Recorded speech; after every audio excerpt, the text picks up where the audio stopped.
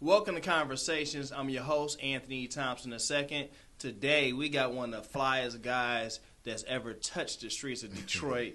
I mean, this dude, every time, man, he gets you fly, but I ain't never seen him not fly, man. He say it's simple, but he always got it together. Try to. Got my guy Marv here, man. Go ahead and introduce yourself and your business, bro. Much respect. Thank you. My name is Marv Neal, fashion stylist to the stars and regular folk. And that's about it. And like he said to the stars and regular people. Yeah. Man, you got so many things going on right now. I just love watching what you've done in fashion, and you've done it in such a smooth, laid-back way. Like, you know, to us, we like, dang, how you get on that? And it's just like regular, nothing to him. So, you know, we love it. I want to talk about, we're going to go back, but I'm going to start at one point that I think Detroit really was like, no, he that guy here, is when you did this commercial with local brands that's now, to me, global brands. Mm-hmm. Let's talk about how that came together, and let's speak on that, bro. So you're talking about with Lip Bar. Absolutely. So Lip Bar and Glamaholic. So I've known Melissa and her partner for about 15 years. I've known Mia Ray for 20 plus, maybe 25 years. Wow. She's my god sister's best friend. Oh, wow. So I've been knowing them since they were fresh out of high school as well, because they came out around the same time you did. And as I was starting my career as a stylist, the Melissa and them she was doing the lipstick, and her partner, she gonna kill me. But her partner was doing styling and stuff for Dante Marshall. Right before, I remember Dante when he had the studio on the east side. Yeah, we used to all go kick it over there. The $10 shoots. Yep. So he was doing that, and she was doing the styling for that. Damn, I was about to say her name, not Piper. Roscoe Spears. That's her? Yeah. I remember way back yeah, when. that's Roscoe. That's Roscoe? Yeah, that's Roscoe. Skinny little. Yeah, skinny little Roscoe. Oh, yeah. I didn't even connect that. Mm-hmm. So Roscoe and Melissa went to Cass together, or King. I think did Melissa go to King with you, or did she go to Cass? She went to Cass. Okay, so they went to school together. But it's easy to admit we intertwine so much. Yeah. But she, so I've been knowing them since the club party scene the last 10, 15 years. So when they came up with the collaboration with Glamaholic and Lip Bar, their creative vision for it was to show Detroit in the ghetto light that we know it as, but showing it in the 90s style, but still giving it fashion or whatever. So they know that I love that era of things. So Roscoe actually reached out and told me, because I had been saying, I want to do a shoot with y'all, but they had never did anything that was like fashion based. It was mostly like neck up, beauty kind of like stuff. Mm-hmm. So when they did it, they contacted me and asked me to do it, and I just went crazy. Man, you sure went crazy. That jump went whoosh. Yeah. Then I saw everybody involved. I was like, them my people. Yeah. Like, it was everybody that was, like, the hair was Christina the Glam Tech, the makeup was Corey Fields, Roscoe was the creative director, me and Melissa was behind the thing. They had Escalade had a part of it, Cadillac. My Touch Films was the director. My boy Dez. Yeah, Brienne White was the photographer. So it was like everybody that's like the top pillars here in the city had a part in it. And I just had racks and racks of clothes and told them to bring little stuff I thought would work and went from that. Man, you did that, dog. Thanks, I appreciate it, man. Appreciate it.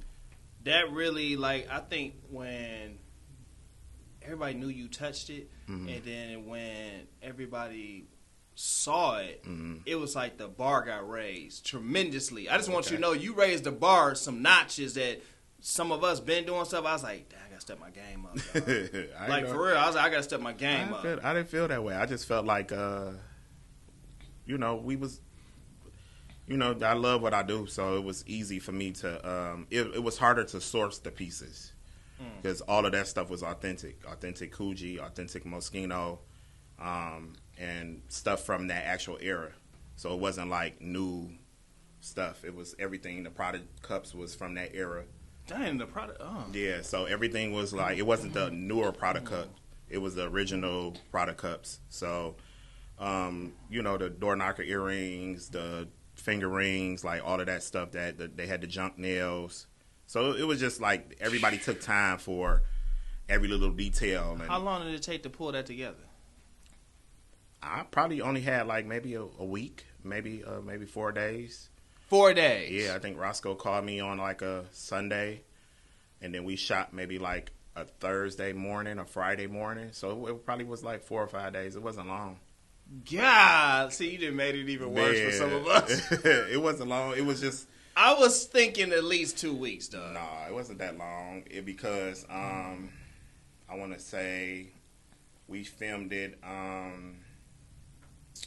maybe like the end of we filmed it like March 7th, and they wanted to release it on the 13th. So it might have been like March 11th, March 8th or 9th, and then we filmed it.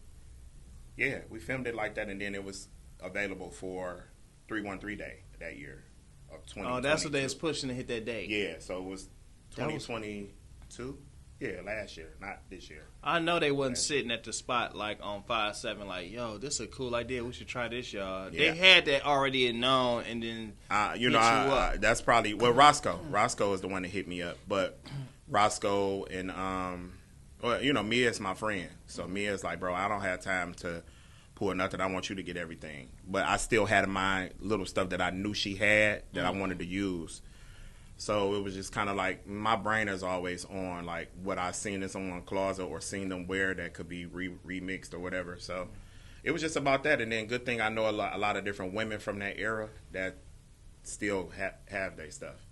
So it was easy for me to kind of call the girls that I knew that might still have a Coogee from back then or something. So how do you do Coogee? Such a big deal when we was growing up. Yeah, it was. Like for real, they New York. Coogee, y'all owe us, like, for real. Yeah, they do, and they posted it on the page and tagged me, and a lot of people love to shoot and stuff. Even on the Coogee even reached out because it started being a resurgence again after that. Mm-hmm. They reached out.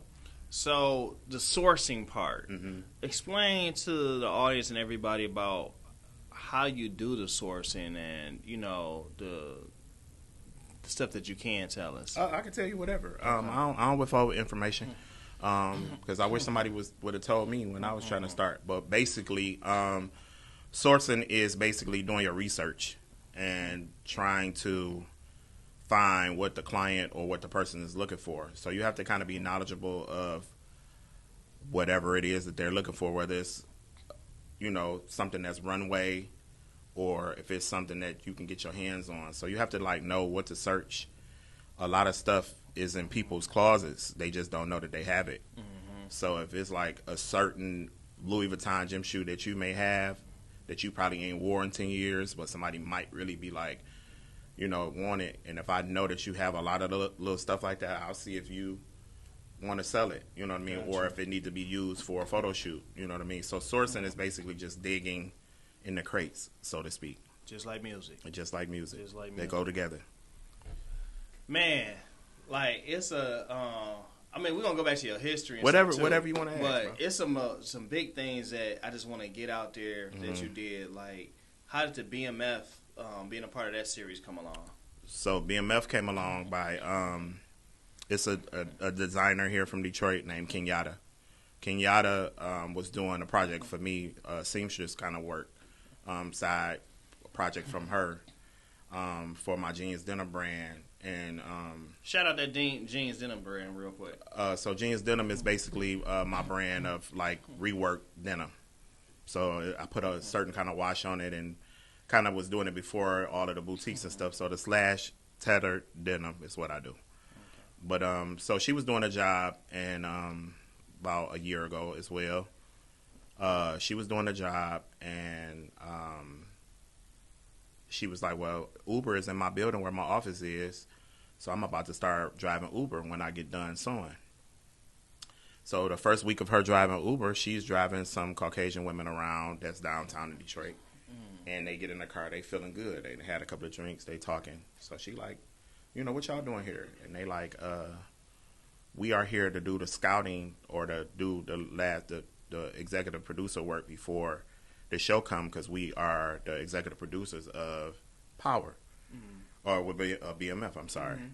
So she like, really? And she like, yeah, my name is. She said the lady name, and instead of even plugging herself, because I had just did 2 other movies. I had did Dimes, and then I did a movie with the costume with Omari Hardwick in it. I had just did the costuming for that. So she was like, I have a friend. He's really, really good at period pieces and, you know, fashion style and period. But I think, you know, the 80s is his, you know, he liked that. And she was like, well, you know, what do we do? You know, this and that. And she was like, he's a fashion stylist, but he do costuming, and he's from Detroit. She like, he from Detroit? They're like, yeah. So she gave her email, gave her a phone number, and then she sent me a text. And then she was like, well, I'll do it in a couple of days. And I was like, yeah, that don't matter. So she did it. The lady responded right back. And she was like, well, we got to figure out how to get you on set because, you know, we already have a costume designer, but you from Detroit, and we sure that you know how BMF was rocking here. And I was like, yeah, I'm old enough to remember. And they pulled me in as an assistant. So I was assisting Kia Bounds. Kia Bounds does maybe like 1 or 2 more shows, but she's really good. She does a lot of sourcing. And that was really it. It was just maybe 5 days of it was assistant, but it wasn't hard work because I respected her and she respected me. It wasn't like a whole lot of grunge because they had a lot of the stuff done already. So I was doing like pickup stuff because they know Detroit now because they had been here the season before. But I was just like connecting back with like the Hot Sam's and the, you know, Joe Porter's and the Broadway downtown, all the stores that might have had the stuff they were looking for.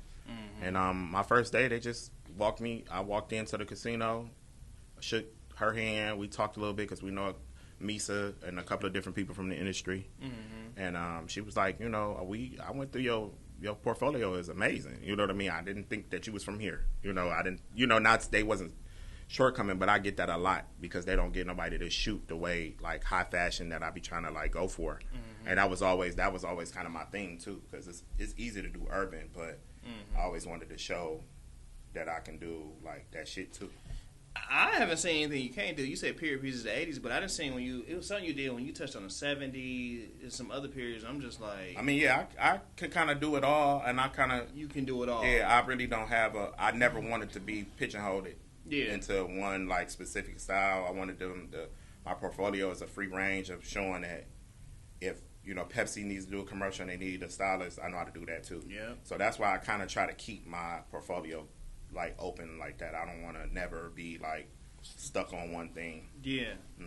I mean, you definitely gonna have Hollywood knocking at your door, bro. They need to hurry up. And real talk. Because I mean, you already did the work, and I just gotta commend somebody like yourself that the level and it's like you really good to not be around it every day, like the day to day. And what I mean by day to day is like, say like when I was working at Disney Marvel, being on set every day, and you know you start fine tuning and you know learning just little stuff from being around so many different people. Yeah, because they come from all over. You've literally been here, and I know you've traveled and did things, but you literally have been here, and it's almost like you self-taught. Well, I am. It's a gift. Yeah, but it's kind of like I'll say it like how people say about making your first album. So the reason why we love like Reasonable Doubt or like hardcore from Lil' Kim is because they've been all these years up until this time. These raps you've been rapping. So now you make your album. This is like your best shit that you ever did. So I had magazines. Magazines was my every Vibe and Source and XXL from I'll say from like 94 to probably about 2004. I got it home. So it's like I'm talking about Honey magazine, Old Essence, you know, anything that had this whole urban high fashion that Emil Wibblekin and them was doing over at Vibe, and what is her name? I want to say Bette Smith, but they had this whole. Even Misa was over there, and this guy named Coffee. They just was Groovy Lou. It was just all of these people that names I would see. So these were the snipes that I'm constantly looking at every day Mm-hmm. So that was my teaching. It was like I was, you know, that was my learning. That was my college. You know what I mean? For like some people, like you said, you were on set every day. So when I got to set my first time initially, like 15 years ago, the photographer was kind of like, "Are you sure this your first photo shoot?" That's like what I'm that's saying. That's how he was. He literally he could tell you the story. His name is David Anderson. So, but we laugh at it now. I mean, I call him my uncle, but he didn't think that I'm not a little dude. Yeah. And he just was looking like, man, he don't know shit about no high fashion photo shoot. So he charged me a bunch of money to my first photo shoot because he was thinking like, oh, he ain't gonna come. Yeah. He ain't gonna go. No, his model he ain't gonna have no clothes. He ain't gonna. And shit, I showed up to that shoot and I had 3 looks, and them 3 looks set that shit off, and it was just like, from there, that's really the start. I mean, I had did a lot of stuff up in like. I just wasn't comfortable with saying I was a stylist because I didn't feel like I was doing it the way I was seeing them do. But my little cousins and them was rapping. So DMB, they was called themselves DMB, and they were rapping, and they was getting a little traction around the city, and they was opening up for people and stuff. And I've always had clothes, and at that time, they real small. Now everybody on their workout stuff, but at that time, all of us was big dudes. So it was easy for them to wear all my Pellies and Pradas and Gucci loafers and whatever I had. And they felt like, we don't got to go to the mall. He got everything. You know what I mean? He worked, because I would work 2 or 3 jobs just to go shopping. Yeah. So it was just that for them. So they would be like, we got a video shoot. What should we wear? And I'd be like, oh, you wear brown, you wear tan, and you wear this color. You know what I mean? See, that's funny you talking about that because, like, I always been into fashion, and I design. Well, y'all know I design everything, like bags and dresses and suits and you name. I done did that, and it was difficult for me when I started making the tech packs and really learning about how to do the fabrics and the colors and all that stuff. And they looked at me like, "You're a straight black guy. Yeah, like, what are you doing here? Yeah. Why do you like it? Like, what do you mean?" You understand this, like, I study it. Yeah. I've been loving this stuff since I was a kid, just like I loved music. Yeah. I loved film. I loved TV. I loved all these artsy stuff, but because I played football and did this stuff, it's like I couldn't like this stuff. My friends didn't even know. Yeah. I used to like, one of my boys messed me up. He had on a tie last year that I made in college. I made this tie in college, my first one, with these lions and stuff on it. He had it on. I'm just like, you still got that? Yeah. Like, nobody saw it but him. And so I would make stuff, and people didn't even know and people didn't know I made it. And it's funny, like, I would be places, and people would have my clothes on, and I'm simply looking like, dang, that's my piece. Or my close friends would take a picture like, I saw somebody with your stuff on. Yeah, that's dope. And, I mean, I think it's just being from the hood, we're not expected to be that. And still be able to be. I mean, whatever you do in your bedroom is what you do. I don't give a shit. Who cares? Yeah, but I mean, of course, as a black man and working as in high fashion as I do, I wouldn't really necessarily say you get the question, but I'm sure it's kind of like, what's up with him? You know what I mean? So, I mean, to each his own. I mean, I'm a straight guy, but I mean, if you do what you do, they ain't gonna stop us from working together. And it's flat out like. On that tip, it's like they accepted me, and they ain't have to. They could have kept me out because they got that lane, and it's like, and it's been love for me, and I got love for them. Like, I'm a straight black guy, that's married, but it's like I got cool friends that are, and they know where I stand in life. I know where they stand, and we fam. As long as as long as everybody know where everybody is, it should never be a problem. See, that's. The problem with that is that you got so many men that's married that fuck around. You know what I'm saying? Yeah, so what happens with that, what blurs the line with that, and the reason why they do or will come off is because they feel like you made it comfortable for them to do so. Not even comfortable, but just you was okay if they shot a shot and you didn't stop it or whatever the case may be. So if you don't play around with them, don't play around with them. You know what I'm saying? Like, you could be cool. We could be bros. You could come through. We can chill, all of that. As long as it ain't nothing going on. Hey, they still getting these jokes. Oh, if yeah. you my friend, you getting these jokes Yeah, like that don't everybody stop. else. everybody get jokes. Everybody getting these jokes. Everybody get a joke, and I'm very good at it. Yeah, I'm real good at it. You Really don't want good at it. I can go all day. Yeah, so, you know what I'm saying? Yeah, but they, I mean, that don't bother me. I don't really. I think now, or that's never been a question for me. Now somebody else. I don't know, that ain't none of my business. How do you feel about, do you feel like the culture now, we're going to get back to stuff, but it's oversensitive? Because I remember, like, coming up, like, it made me tougher or it made me sharper. I got the black jokes coming up. Yeah. I got the different type of jokes, coming up. And it's just like, now it's like you get crucified if you get out of pocket. You know what I'm saying? So... How do you feel about that now? I feel like it's that. I feel like it's because you can just watch something like In Living Color, and for us we be dying laughing. Laughing. But now if you thinking it back to like how things used to be, or how things are now, you'll be like, oh, they could have never said that now. But I just feel like it just get too sensitive because they make too many rules, but then the rules kind of bite them in their own ass because it's like.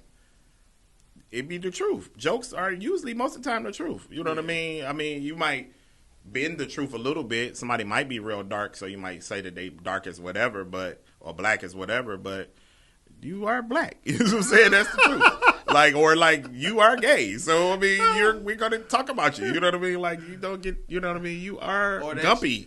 You know what I mean? Your shoes are always horrible. You know, like whatever. It could be anything. So it's just I think that, like you said, People can be a little insensitive now. But I know me having kids, me and my wife having kids now, like so much I've had to adjust. Like my wife is like in her family, like because I would crack jokes. Like my family, we go in, like on both sides. Yeah. Like you can get. Yeah, we can tear it up. We tear it up. Like, you know them Detroit in the neighborhood families. Like, you come in. Like, you thought you was fresh? Get the fuck out of here. Yeah. Then my wife and them, it's like, they've literally had sit-downs with me like, you hurt my feelings or you did. I'm sitting there like, everybody don't play. And I'm like, this is lightweight. Yeah. And I was kind of like, ooh, I better not bring you around my family. Yeah. Because you might not. If my dad was like, my dad's side, like the Thompsons, I couldn't have had none of them sit in the living room with them. Boy, it'd have been a wrap. I mean, we didn't really do that, but we still crack our jokes in our family, but it's just more everybody is silly. My mother is funny. Yeah. I don't know if my daddy is funny or not. We don't really talk like that, but, my mother's side, everybody from my grandmother was kind of comical, so I get that spirit from them. Yeah. And then my aunt on my dad's side that passed away, she was really funny, and my cousins are funny, but my father, I don't really know if he's funny. He's a Gemini, we just kind of be like, what's up? We look at each other like, hey, cut it. Don't come with it. But yeah, I mean, I think that people are insensitive. I think that people need to just dial it back. You know what I mean? Chill out. Because, like, I had to check myself on some stuff because, like, my oldest son is like me. Okay. Like, he looked like my wife, but me and him had the same personality. Mm-hmm. And, like, he could have grew up with us. He go in. He had them jokes, and I've been telling him, like, dog, you got to chill, man. Because, like, he's 12 now. Okay. I'm like, you getting me in trouble. Yeah. Like, his jokes are so funny sometimes, and he go in there, he get me in trouble. Because they like, that's you. That came from, and then my middle. But you can't turn it off. It is what it is. Then my middle child, my other son, he got the intellectual funny jokes. But he's sensitive. Okay, well, he try to get you, and then when you start getting him, he ready to cry. Yeah, you can't. Yeah. Oh! See, like me, I've always been. I'm gonna tell you, I'm one of those people that I'm intellectual and I'm a forward thinker. Mm-hmm. So I've already probably got a joke on you before you even try to cut it to me. So I'm just really just holding it until you say something to me. And then when you do, I'm going to stick you, and then you're going to be looking like, oh, dog, why you say that? I'm like, don't play with me. You know what I mean? I'm that kind of person. See, you one of the mean people. He come in, he got 5-6 jokes lined up. See, mine come off the cuff. So I didn't mean nothing. Off the cuff, I didn't mean nothing by mine. It just came. You up here, you strategic. But as a kid, I used to be the same way. My cousin, we was just laughing about that. He was like, yeah, you always used to be like, I don't want to play. You know what I mean? Like, because I used to know, like, I grew up across the street from here, and a lot of the people that we grew up with, the mothers and the fathers, got on drugs bad when we were coming up. And I used to just be like, I don't want to cap today because capping. You know, your mother is a crackhead. Yeah. So I don't want to say that because now we gonna fall out and you gonna want to fight. And I know your mother's a crackhead because I know your mother's a crackhead. You know what I mean? So with me, I used to just be like, I'm very funny, but I still got a real like. And some of them did other stuff too. We knew about a lot of things. Yeah. But you know what I mean. But it's just like and so I used to just be like, don't play with me. Yeah. You know, and they used to be like, Marv ain't playing. They'd be capping all on each other. And I'd be laughing, but they'd be like, Mark, because they know I was good at it. Yeah, you was vicious. That's what son, you was vicious. I'm a Sagittarius, so I think vicious, anyway. Man. I'm a Jay-Z. What's funny too is like I always say I grew up in two neighborhoods because it's like with my parents I was Joy Road and then Exit 9 on Rosemont. But my grandparents they was over there off Wyoming, between Wyoming and 7 Mile, Illinois. Okay. You know, but they was on Pembroke, and that was between Wyoming and Illinois. So it's like over there, like to be real, that's how I learned how to dress and stuff. They just fly over there. Oh yeah, they get. You seen the Benzes, you seen it's black excellence over there. Black excellence. It's like the doctors, the nurses, the kids. They went to King Cast. They stayed over there. Well, across the street, it was still the hood. And the other side of the street was University District. Is always my grandparents wasn't on the nice side. I used to ride my bike to the nice side, but it was still you could see it from across the room. Private school girls and stuff. You used to ride your bike on, just keep beautiful. circling the neighborhood. Yeah. But over there where I grew up, man, like on Joy Road, it was like they was wearing T-shirts. They was not fresh, funky West-Siders. And they was about that life. Like, you could crack jokes, but if you went too far, you might not be breathing anymore. I mean, the North End is the east side, but it's still our own city, like a 2-3 mile radius. Everybody knows everybody. Everybody got a baby by each other. Everybody got beef with somebody in 2 blocks over. Everybody went to the same schools. Where the Humane Society and all that stuff was with Sherrod, Brightmeyer, and then you went to Northern. That's what you did. If you were a little bougie, you caught the Oakland bus to Spain. You know what I mean? 5 minutes up. Or if you got kicked out of Sherrod, you went to Hutchins, which you hated because you knew you was going to fight coming all the way up Claremont every day. You know what I mean? Yeah. So it was a beautiful neighborhood. It was a family kind of neighborhood, but then it was vicious. You know what I mean? Some of the worst stories that's worse than you see the stuff on BMF, I could tell you about my neighborhood. But then, it taught me a lot. It taught me a lot. You know what I'm saying? It teaches you, the North End will teach you how to be a certain kind of way. I can speak with the president, or I can be with the nigga that got 5 bodies and all the dope in the world. You know what I mean? We know them both. I know them both. And what's so crazy is, it's funny, I like to show the difference. Like, growing up Joy Road, it taught me how to move and how to respect. Oh, yeah. Because, like, you can get killed. Like, it was real talk. Yeah. Like, you got to really know how to move and do what you say you're going to do and move the way you're supposed to move. And then it's like, over there, 7 Mile, Illinois, it showed me something different. Like, I started seeing, I want to just say just the finer things, but they started showing me how to even think differently. Right. And so I was thankful to even go to school over there by my grandparents' house, like to go to Hampton, then Halley, then King, it really shifted things. Like,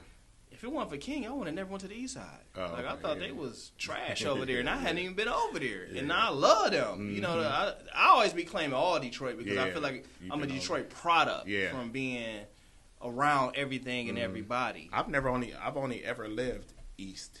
The North End is right here, but east of Woodward is where I've always lived. So to me, we felt the same way about, because it was always a thing coming up. Like, they always felt like Westsiders was flyer, and I used to be like, kill them niggas. You know what I'm saying? The first nigga in Northern wearing iceberg before Jay-Z said it. I'm gonna keep it a buck though. We was way flyer than y'all though. I don't know. Nah, I can say about my school when I was at Northern. So the North End, I have to give my hood some props. The North End, to this day, I will put against anybody. I'm talking about them niggas and them broads get busy still to this day. The 40, 50, and 60-year-olds. I'm talking about, where you say we going? I put my mink coat on. You know what I'm saying? Where you say we going? I got a Rolex. Which one should I wear? Like, they got it. So all of this stuff that you see is a cumulative of what you see with me. This is why my photo shoots can look away. because I seen it in my house. I seen it on the streets. I seen it. Period. You know what I mean? Like, and it wasn't nobody from the West Side. I'm gonna say this. I'm gonna call you out because there's no way you come to the East Side and you ain't come to look at some West Side folks. Oh no, I'm not saying. I'm just being real. I'm not saying the West Side didn't get busy. We got busy. Now Mumford, when we was in school, Mumford used to go. Mumford and Henry Ford used to go. I don't know about no Chassis and the Cooley and all that. No, it wasn't that pop-it. But to me, King and Cass has a lot of West Side people, but those are like, well, Cass is on the West Side of Woodward, but King is on the East Side of Woodward. So it don't matter. I don't even count them as East Side, West Side. I'm sorry. I mean, but you have to. Because the school was doggone near half and half. Yeah, but you have to. But I'm just saying, like, to me. So here's the thing of this is what I know about West Side people, and this is the truth. You get a lot of West Side people that were born and raised on the East Side and then move once they start working in the plant. So they are initially, your grandparents or your mother and them might be from the East Side, from the projects, from down bottom, from wherever. They moved on the West Side. The kids were raised on the West Side.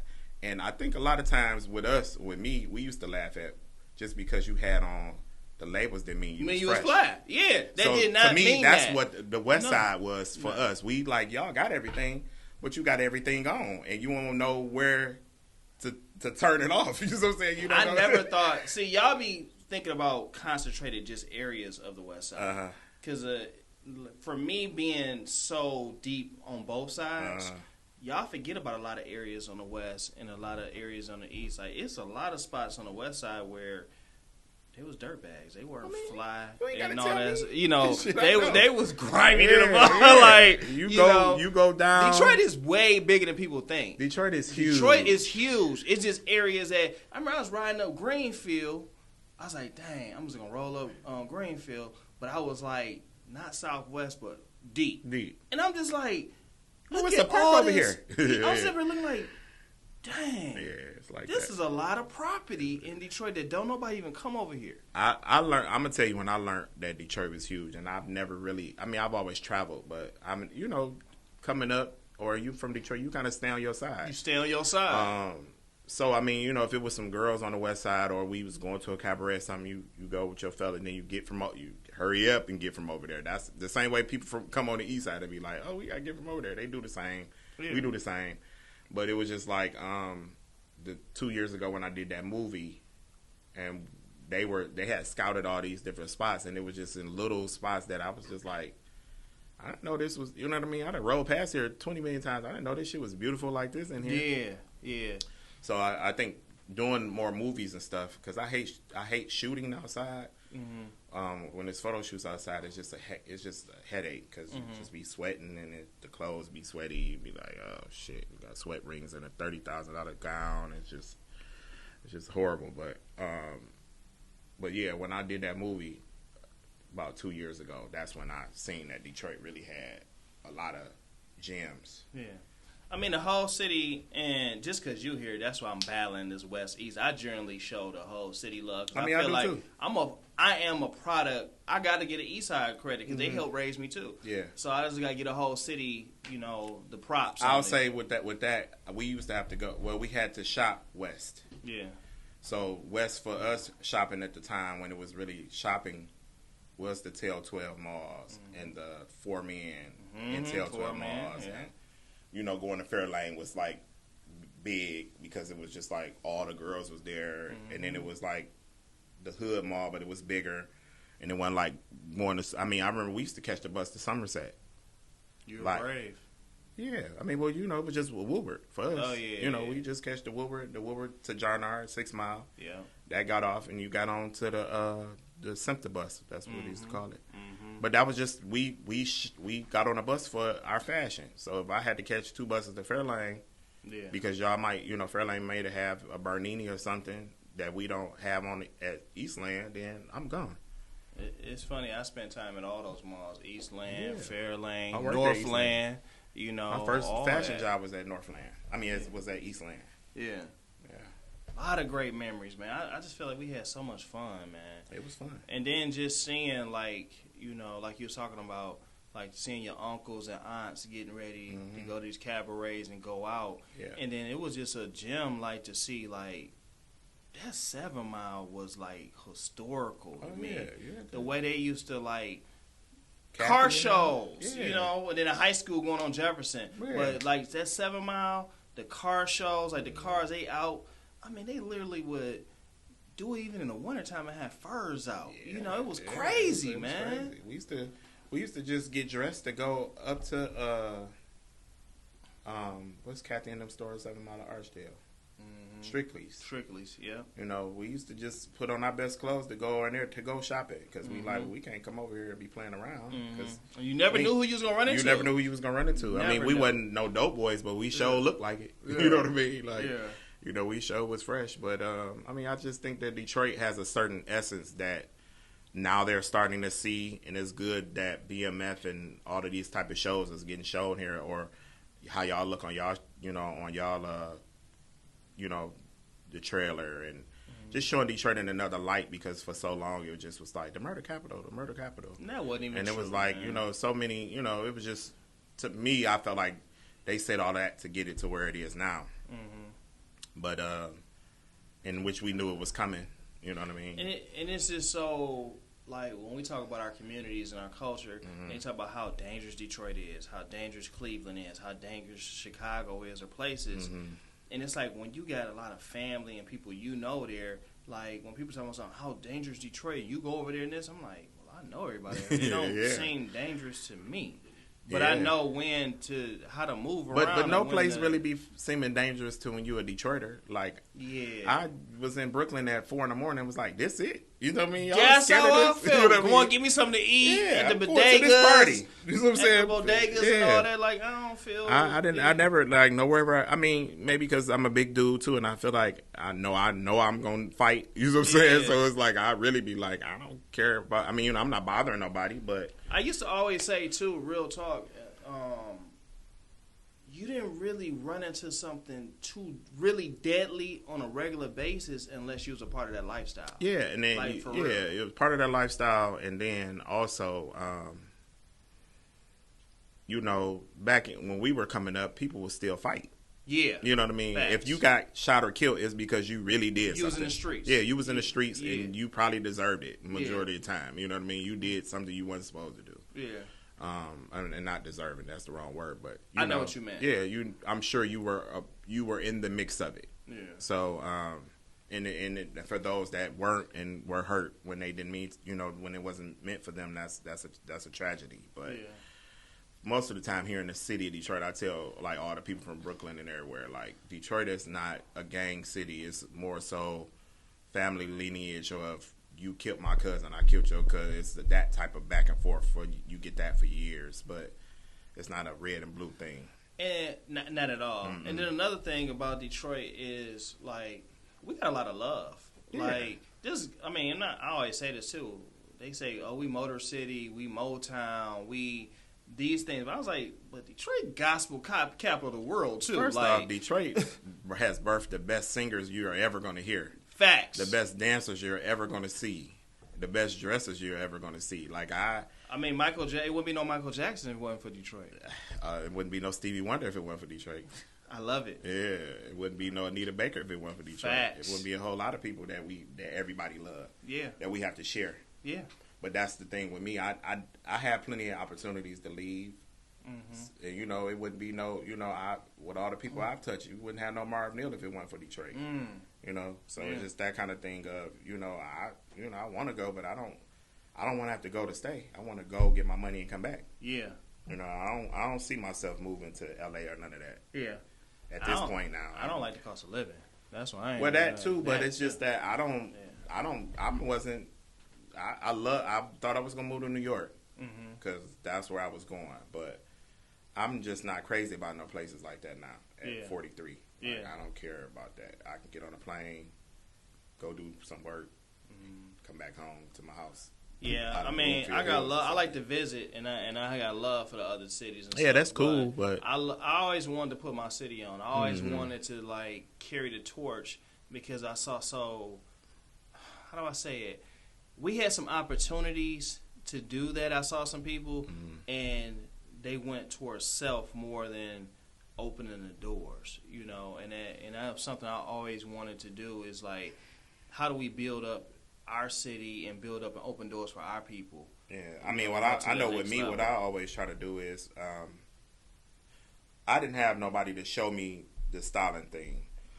Excuse me. So when I see the Ericas and the Brocks and all of these newer stylists that are actually good, if like I couldn't do a job for Lip Bar and I gave it to Erica. And most stylists don't do that, or even the bigger ones don't do that. Don't give up jobs, but I'm just not a hater. You know what I mean? Like I don't. I hope ain't nobody hating on me because I'm not hating on nobody. But you know, everybody has their thing. So for me, the give back to get back is just to pay it forward the way you would want it to be done for you. And I love that about you and myself too. I've always been a collaborator. Yeah. And like when it come to me, I know that people used to think that was like, why you do that? Connect them directly. I ain't got to be in the deal. Because what God has for me, I always win. Yeah, always. I'm the same. I just don't. I don't feel like I have to. I've done a bunch of jobs that was big jobs that I didn't put on my page or said that I styled or even told somebody, oh yeah, I styled that. Like I don't have to do that. Yeah. If me and you got a relationship and you don't. And if it's that kind of thing, and you might not want nobody to know that I did or helped you with that, and that it's no diss to me, but or it could just be a thing of I might just not until somebody say something. I'm just kind of cool like that. Like I'm excited about some stuff, and some stuff I'm just be like, okay, like to me it's like breathing. You know what I mean? Like if you play basketball all the time, and somebody see you shoot a 3-pointer, you're not gonna be like, woohoo, doing a kick. You're gonna be like, shit, I train for this shit. Do. You know what I mean? This is what I do. And I mean, for me, like I got, how like you got your crew or whatever. It was always for me. It's like I only cared about my family and my crew, my people, make them proud. Yeah. Outside of that, the outsiders, I really don't care. I don't care. Like my whole attitude, I ain't trying to be funny, but I be like, people that know me know I've been doing this a long time. Yeah. This ain't new. I mean, I don't know. I guess with me, like I didn't have everything was organic. It wasn't it wasn't really no other stylists before then. Like before I took it to the way that I took it to, you know what I mean? It was people that I heard that was trying to and no diss to them.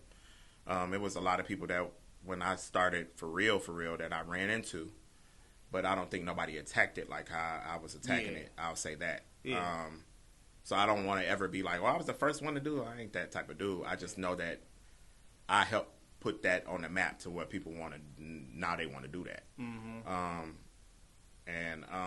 So, yeah, I mean, I just feel like with Detroit, we just got to keep doing what we doing. You know what I mean? Whatever, in a good way. You know what I mean? Whatever the collaboration is, handle it.